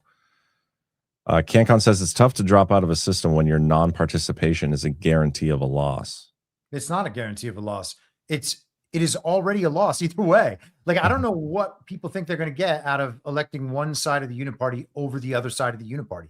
You can see that the Congress and the Senate aren't doing anything. Okay. people are going to be like, oh, well, then Trump's going to be impeached. Well, we've watched him be impeached twice already. Those were fake impeachments, especially the second one when he, quote unquote, wasn't even president. It's all so ridiculous. And they're setting up this impeachment. Well, what are they going to impeach him on? Well, the Iran war. Who's going to impeach him? The Democrats? The Democrats are going to win that election. So we need to go vote to make sure the Democrats don't win. Well, how many Democrats are going to win? Are they going to have like an overwhelming landslide? And then what happens if we pass the SAVE Act? Because if we pass the SAVE Act, we're all going to agree that elections are legitimate. Everyone, even the people who are the biggest election deniers in the country, are going to celebrate the passage of the SAVE Act, which is going to then legitimize preemptively whatever government they give us in the midterm elections. And so if they say, well, hey, the Democrats won anyway, what is it going to be for? Because they're all so mad at Donald Trump for the war. That's what they're going to tell us about why the Democrats won. Then we're going to get the impeachment. What are the establishment Republicans going to do? The people who have wanted to move on from Donald Trump for a decade. What are they going to do? Are they going to go with Trump and protect him from that impeachment? Or are they going to go along with it and say, well, I guess we can just do 2 years of JD Vance and start that whole thing now? Yeah, that'd be fun. I can't wait for our outro. I did invite CanCon on. I'm not sure if I'm regretting that or not, but I kind of want to hear what he has to say. He says, I broadly agree with Chris. However, we still have to participate if we're going to figure out how the F they do it. Yeah, I think that that's just smuggling in the I'm still like on this team sort of thing. I have not heard anybody make a rational case for that. Yeah, CanCon. You should invest in Patriot Protect. I think Peter Tickton hacked your account. Anyway, don't come on. I would love to have a real rational case for how that is going to benefit us, and like which are the people that we need to elect. And once we elect them because we need to so much, what are they going to do? Because we heard this in 2020, 2021, 2022, 2023, 2024, 2025. And here we are. And the elections have been fake the whole time. We've been we're supposed to have a red wave in 2022. We did not have a red wave. And instead we were told that MAGA was to blame because Trump had supported MAGA candidates and the people in the country had talked about how our elections were fake. And therefore we lost and the Republican establishment needed to take control back. And then we had fake primary campaigns. All of that was a joke. The ballot measures in the last few years that popped up in various states to support abortion after the Dobbs decision. Yeah. What does it mean that we are allowing fake elections to decide whether or not abortion is legal in these states? And we still support the elections. At what point does the government become our responsibility when we know it is illegitimate? We know it cannot be legitimate, and yet we still treat it as though it is because we don't know what else to do. And we want to do the one thing that we've been taught to do, which is nothing, which is show up and punch in our opinions on an iPad at a high school cafeteria and then just hope for the best. That is not a strategy. No, John Drake says, tune in to No Treason tomorrow for a discussion of majority rule, which is the de facto way our system operates, incompatible with liberty. And then somebody in the chat also mentioned this, and I was going to talk about this at some point. There's a bunch of hearings this week of all the intelligence, heads in the country, and they're in front of the Senate, I think, or Congress. I don't remember which one, but Gabbard did confirm that we have the Puerto Rican voting machines, which I thought was an interesting back and forth. I might be able to find the actual video here. Hold for a second. Yeah, I think this is it. It's about a minute long. Okay. Director, the ODNI has confirmed on the record that your office took custody of voting machines from Puerto Rico last May. Hold on, real quick, before we even do this. CanCon says, Gabbard just acknowledged we have 2024 machines from Puerto Rico. If we stopped voting, we wouldn't have those, okay? So with that in mind, listen to what she actually says here. I'm not aware of any previous DNI taking similar actions. Did your office promptly notify the committee about taking custody of Puerto Rico's voting machines? I don't believe we did. However, this was done at the request of the Puerto Rico AUSA attorney. Ma'am, it's a and yes in or no conjunction with question. the The answer, FBI. as you have acknowledged, is no. You did not inform the committee about the taking of a territory's voting machines. Is there a specific foreign threat? And I've read the reporting that you were looking for possible foreign threats, but is there a specific foreign threat that drove you to take this action? There were questions about whether or not there were vulnerabilities that a threat could have taken advantage of, and that was the purpose for their requesting us to look into those vulnerabilities. Where are those voting machines now? I believe they are held in a secure facility at ODNI. Have you or other ODNI officials taken any other state or territory's voting equipment into custody? Not to my knowledge. So I'm not sure how us voting affects us also having Puerto Rican voting machines. CanCon, that's where I'm confused. I think he's suggesting that if no votes have been put into those machines, then their reviewing it wouldn't yield the results that we would need. I don't think that we would be searching for results based on those things. But either way, we've had numerous elections where all of this can be and has been recorded. And the truth is that regardless of what happened in Puerto Rico's 2024 elections, they could be running this particular info op either way. Also, like, I have a very difficult time believing that this is like the first time the intelligence community or the military or whoever has had access to a voting machine. And like, this is the first time they're reviewing vulnerabilities in the voting machines. Like, give me a break.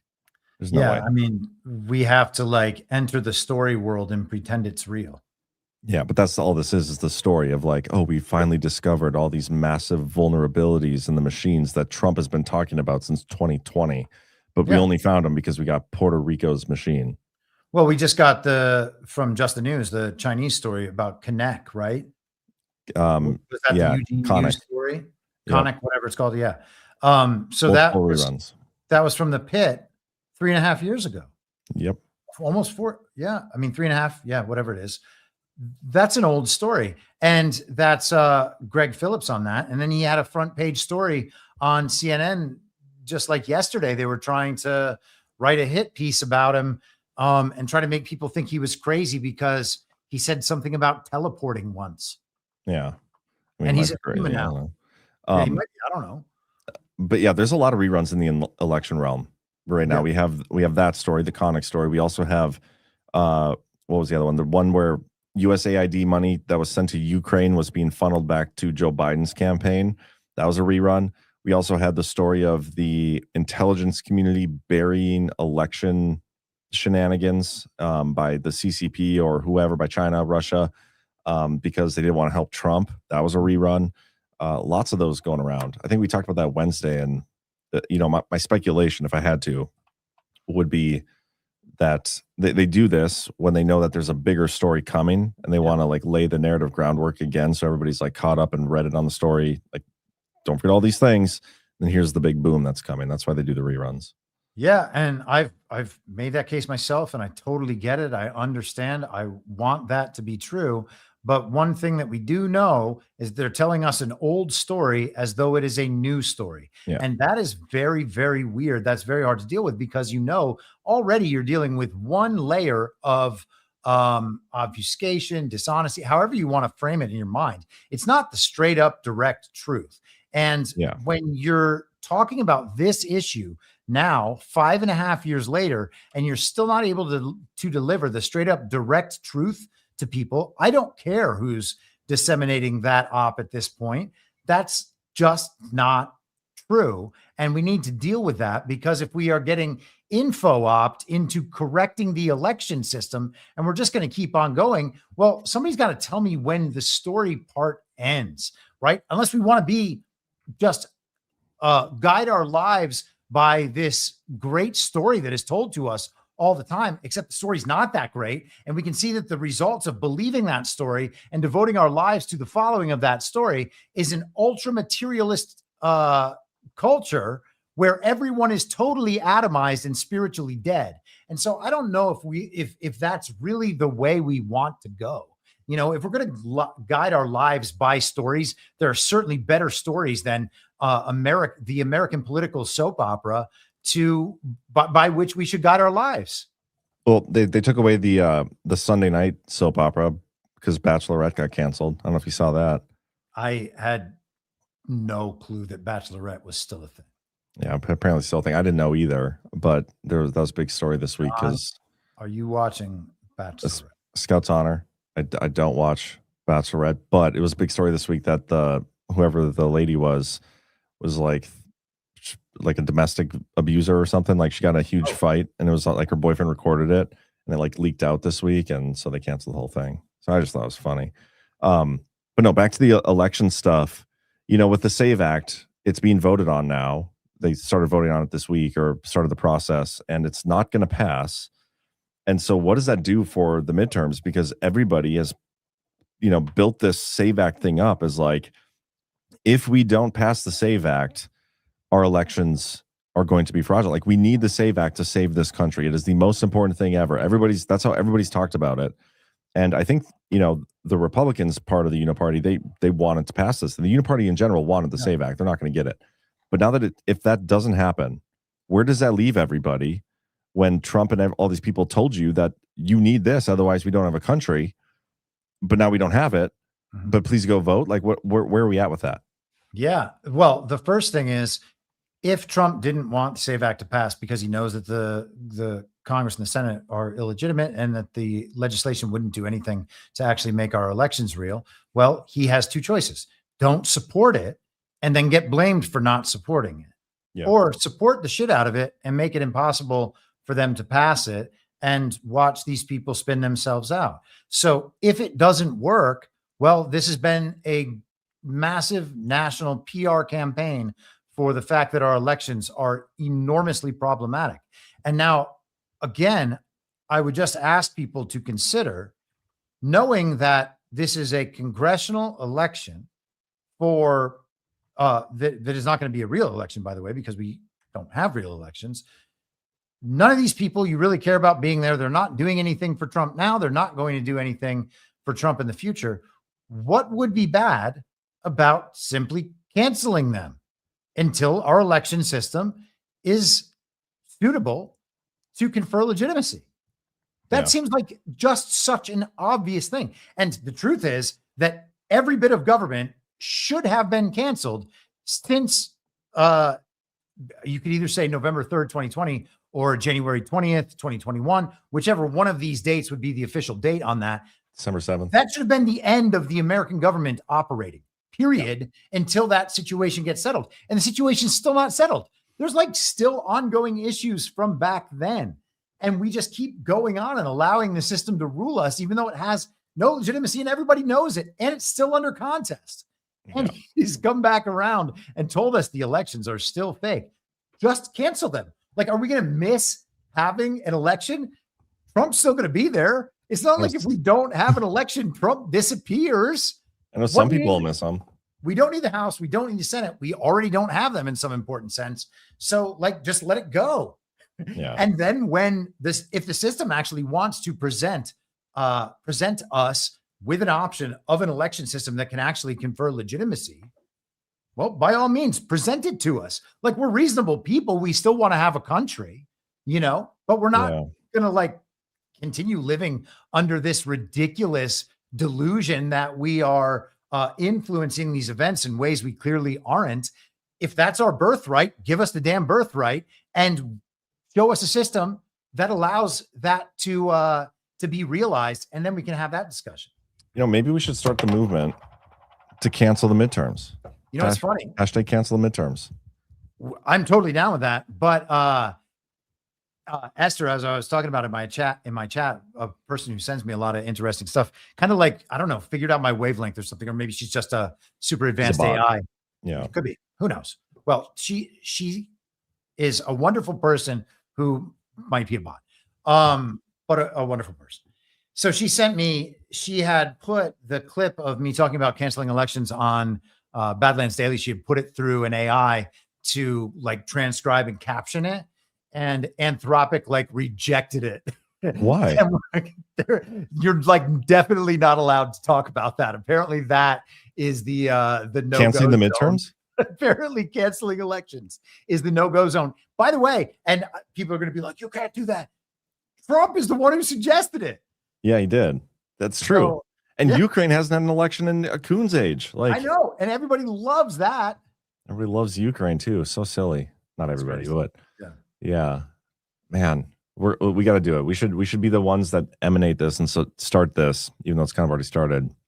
But I give Trump that like thing to latch onto, you know, because sometimes he'll start the narrative himself, but he does that to get other people to like start, you know, and then he can get on there and draft with it. So let's be the ones that do it. Let's I'm start into it. Well, you know, the funny thing is just the fact that we are talking about the problems with our elections in direct and honest ways, as we have been for many years now, by the way, and everybody else is super obsessed with winning the midterms for some reason. First of all, they're still 7.5 months away. Like everybody can choose to go out and vote and who they're going to vote for the day of the election. We don't need to commit to doing anything right now. Yeah. It's like people don't want leverage. They want leverage in like the social media environment and the attention economy online. That's where they want the leverage. They don't want the leverage actually with the people so that the people could demand a legitimate an election system that could confer legitimacy. And I mean, of course, then once we talk about that, then we get to the Jonathan Drake of it all. But it's weird that people don't want leverage. Maybe people just don't know how to gain leverage in negotiations, but the ability to walk away and the willingness to walk away from the negotiation and be like, yeah, well, we're going to be fine. We'll just take it. You guys can do whatever you want to do. We're not going to participate. Like that is serious leverage if the other side needs a deal, and the other side does need a deal. Yeah, but I think a lot of that comes down to people not recognizing their own power. Like they it's almost like they think and believe they have power, but they believe that power is by voting, and it's really the other way around. But there's one more topic I wanted to get into tonight. Did you see Trump's AI legislative framework? I don't think that I did. No. Yeah, the White House put out. And if there's anything else on that topic you want to go through, we can. Yeah. We've talked that to death, and we're only going to continue talking about it as we go forward. Yeah. But I thought this is funny because it has to do with government and Congress. Trump put out this whole AI framework, protecting children and empowering parents, safeguarding and strengthening American communities, respecting intellectual property rights, preventing censorship, and protecting free speech. Laughable. Enabling innovation and ensuring American AI dominance, educating Americans and developing an AI-ready workforce. By the way, the free speech and preventing censorship when Anthropic just censored your video from being run through AI. That's hysterical. Yeah. But what's great about this is every single one of these, like they put out this framework and they all rely on Congress to do any of it. We're calling on Congress. We're calling on Congress. We're proposing that Congress does this. Where's it? Yeah, proposing guardrails, calling on Congress.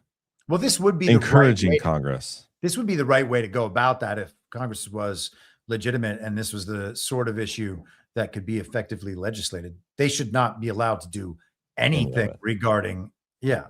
I mean, the idea that the federal government gets to do this at all is crazy. Yeah, the federal government, it even says in here, is uniquely positioned to set a consistent national policy that enables us to win the AI race and deliver its benefits to the American people while effectively addressing the policy challenges that accompany this transformative technology. We look forward to working with Congress in the coming months to turn this framework into legislation, which is funny because he also said he wasn't going to sign a single bill unless they pass the SAVE Act. Right. So if they don't pass the SAVE Act, how are they going to work with Congress to do anything? Did you see the other day when he was like, Congress must pass the farm bill now? Yeah. And I wrote back, I was like, pardon me, sir, but didn't you say that that nothing could get passed before the SAVE Act? And then like 2 minutes later, he's like Congress must pass the SAVE Act now. That's so funny. I talked about that on my show. He's like, he forgot about how important the SAVE Act is. Yeah. I didn't even realize the farm bill was a thing. So funny.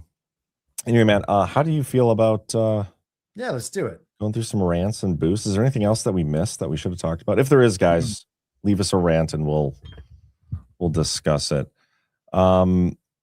Did I get? No, what, I'm gonna real quick. I'm gonna do our GART promo one more time. We have a bigger audience right now than when I played it before. I just really want you guys to get your virtual or in-person tickets. Patriots, the fight for truth doesn't stop at the screen. It's hitting the road again. Badlands Media is rolling into Nashville on April 9th through 12th for the next stop on the Great American Restoration Tour. Join your favorite Badlands hosts and like-minded Americans for 3 powerful days. Packed with unfiltered discussions, deep dive panels, and real debate. Hear the raw truth, ask the tough questions. No topic too hot, no question too bold. GART is where our community comes alive. Tickets are on sale now at badlandsmedia.tv/GART, where you can also grab a virtual pass and watch from home. Join us to question narratives and fight for America's future. Nashville's calling. The restoration continues. Get your passes today. See you in Music City.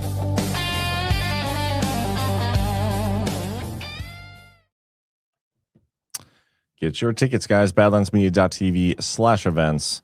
A couple boosts that we got here. First from Liberty 2112 says, friends have been bringing up the Iran war to me, and much to my surprise, they are actually fairly open to the possibility that it's fake. AI is accelerating people's disbelief. There we go. Love that. Then 1027 JS, Joe, my fellow North Dakotan, says, hello, guys, for $20. Thank you, Joe. Hello. Appreciate you. Let's do some rants here. We got quite a few of them. Ty, I think I read this earlier, but I'll read it again. 3 weeks from tonight is one of the coolest things about in-person GART, the DPH Live. GART fever is real. Also, 17 days and a wake up. We will be in Nashville. Got to be a calm. Definitely a calm. And yeah, I will say the DPH Live is a lot of fun. Me, Chris, Yes. Burning Bright, unfortunately for that last one, all on the same stage, hanging out. It's a good time. Flying Storm says, you want to see the world trip out? American flag planted on Iran. Has that happened yet? Wait, what's that? American flag? Yeah. Who knows? When it does happen, it will probably also be fake. You think we'll get an American flag planted on Iran before we get one planted on Mars? Yes. Okay. Good answer. But 0% for both of them. Old School 69. Ironic how Elon volunteers to pay air traffic controllers salaries after he shuts down the free version of Grok AI video generation a few days earlier to quell public outcry of his greed. Interesting. Isn't he the guy? We were talking about this last night on OnlyLands. He's like, yeah, eventually there's just going to be robots doing everything, always, everywhere. And we're just going to give everybody enough money to be super incredibly rich. And you guys don't have to do anything. He has said things like that before, yes. They're just starting that early. Flying Storm, why can't C-35s fly over Iran and airdrop Iran's citizens rifles to fight for their freedom? Pallets of guns? Question mark. I suppose they could, but I'm not sure that there are any number of Iran citizens who actually want to go do that. I mean, I'm not sure where the notion comes from that there's this massive, overwhelming majority of people who are being oppressed by this brutal regime. Like, they have coffee shops there. Well, Benny Johnson on Twitter said that the people are celebrating in the streets, Chris. Yes, I know. Well, maybe they're celebrating here. Yeah. I don't remember. Maybe we should drop guns to them instead. Old School 69. Chris, you and BB should review the 1953 movie Martin Luther about Reformation on Story Hour. Such a contrast between Luther's fight for faith against corruption and Trump's fight of freedom and sovereignty. Well, I will look it up. There you go. Didn't you guys do The Killer once? Story Hour? Is that the why can't I think of his name? He's one of my favorite actors. Fassbender. Is that Michael Fassbender? Yeah. Yes, that movie is amazing. It's great. We just watched it. Like, I think it was yesterday. We just watched it. Super good. Everything about that's like one of my favorite movies. I think it's incredible. Super good. The Boom Diggity says a little extra info on what Besant meant when he was talking about Russian oil tankers. Thank you for the $50, by the way. For that, I will pull up what you sent over. That is U.S. temporarily lifts sanctions on Russian oil tankers. Besant stated, according to a license issued by the United States Department of the Treasury, foreign countries are allowed to purchase Russian oil that was loaded onto tankers before March 12th and is currently at sea. This limited short-term measure applies only to oil that is already in transit and will not provide significant financial benefit to the Russian government. The temporary authorization will remain in effect until April 11th unless it's extended. According to the minister, the administration of Donald Trump took the step to maintain stability in global energy markets, keep fuel prices low, and counter threats from Iran. I don't see how it wouldn't bring significant revenue to Russia. Is that that's not the same though as the Iranian thing, right? I think they did that too. Yeah, I think are there two things, I think is the question. I guess I'm not sure. Yeah. I'm gonna have to go back into that. Yeah, me too. But thank you for the rant, Boom Diggity. Jules Patriot says 139 people were subpoenaed with Comey. Pacer.gov shows 700,000 sealed indictments. Did you see this letter signed by Trump? And I pulled this up, and I don't know if there's any way to validate it because I could literally type up anything I wanted, slap Donald Trump's signature at the end of it, and call it real. You could even write a birthday card to Jeffrey Epstein and make his signature like pubic hair. Yeah. If I was going to do that, I'd probably outline a shape of a woman's body on there. Yes, yeah, that's a good idea. I bet Epstein would love that. Yeah, some poetry maybe. Be real cool. Mm-hmm. Yeah, I'll have to look into that though. Thank you for sending it over, Jules Patriot. Flying Storm says, what is this one? And then I tried to open this earlier and I could not get it to open. Kept giving me this screen here. So I don't know what to do with that, but I will keep trying after the show. Jules Patriot, it had 900,000, and there's been over 100,000 CEOs worldwide resign and disappear. I mean, that number seems a little high. ICE can also work in the airports. Customs, Elon offered to pay TSA Dems, said no, it's illegal. 19,000 pass through airports a day. Sleep State, Deep State actor Robert Mueller, as FBI director during and after 9/11, helped cover up the crime. Lots of innocent people got hurt back then. Trump was too nice in his post. Could be. Thank you, Sleep State. Tamarack Flats gave $5 of Bitcoin. Appreciate you, Tamarack. Are you guys going to be in Nashville? I'm looking forward to seeing you guys there, so I hope you are. J Drake 83. Tune in to No Treason tomorrow for a discussion of majority rule, which is the de facto way our system operates and compatible with liberty. And he also says, they gave Biden 81 million votes in 2020. You can't outvote that. And they actually arrange where those votes appear specifically to achieve the results that they select for the down ballot races as well. Yep. Flying Storm, remove your damn creator sponsor cell phone. But it's sad not many of you watch Why We Vote. Tickton said he pulled first day of voter primary. Austin caught the cheat. That's why you vote. I did watch the show, though. I was just saying his answer specifically to Ash was not a very good one. Yeah, everybody should go watch that show. Real Pup Stuff says, why don't we skip the middleman and the people vote yay or nay for the Save America Act? I would vote nay. Yeah.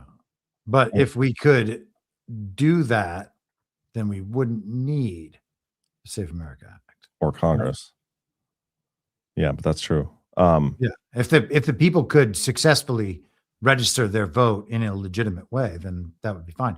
And we've talked many times in the show, the data that they already have right now, the amalgamated data of everybody, they have a pretty good idea of what people already want.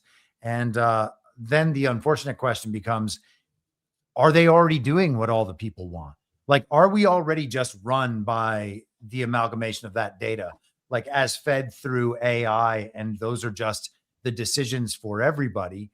And we think, well, no, that's not what we want. And we don't want AI to run the government. I mean, AI is wrong all the time. And AI is also kind of a reflection of the people who use it. It's an input output thing, And so now we just have this kind of circular feedback loop of wrongness, and maybe it's our fault. Yeah. And by the way, so like, I want to clarify, if we had the ability to cut out the middleman and vote yay or nay for the Save America Act, I would vote no, because if we had that ability, I would vote for all the actual changes that we need to our election system on top of just the voter ID. And there is a mountain of them. Flying Storm, Why We Vote is by far the most important show on Badlands. I mean, I take that a little personally, considering how many shows I have on Badlands that are not Why We Vote, but whatever. I get it. It's an important show for some people, whatever. But with that, guys, appreciate you tuning in. Hit that thumbs up. Again, tomorrow at 1 p.m. Eastern will be the America First Story Show, the debut episode with Mo Benson from Benson Honey Farms. And then right after that, we'll do a little bad gaming for premium subscribers. I think Zach will be doing it for sure. We'll see who other Badlanders can get on.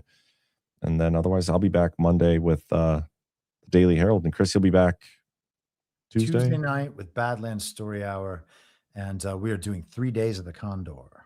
Awesome. Yeah. Awesome. Well, we're going to get out of here with a pretty killer video. It's not AI, though. Complete player. Actually, I'd revise that. If we're being honest, he's a weapon. You know, when everyone first sees him play, they say, wow, he's lethal on the fast break. And they're not wrong.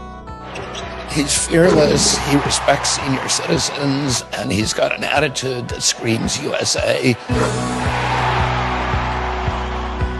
Off the court, he's a model citizen. Loves drinking beer, not light beer, but beer with a capital B. And after he cleared up those DUIs, that's when he really developed some long-range game.